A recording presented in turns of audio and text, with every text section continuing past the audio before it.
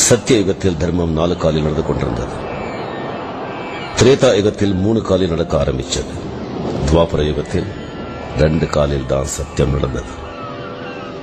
அதை பார்த்த ரிஷிகளிலேயே பிரதானமானவர் வேதவியாச ரிஷி கவலைப்பட்டார்.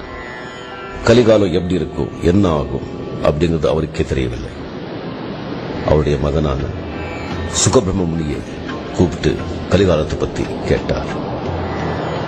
சுகபிரம்ம முனி தன்னுடைய ஞான திருஷ்டியில் பார்த்து, கலிகாலத்தில் தர்மம் சத்தியம் ஒரு காலில் தான் நடக்கும், அது நொண்டி நொண்டி நடக்கும். ஜனங்கள் அஞ்ஞானத்தில் மூழ்கி ரொம்ப அவதிப்படுவார்கள்.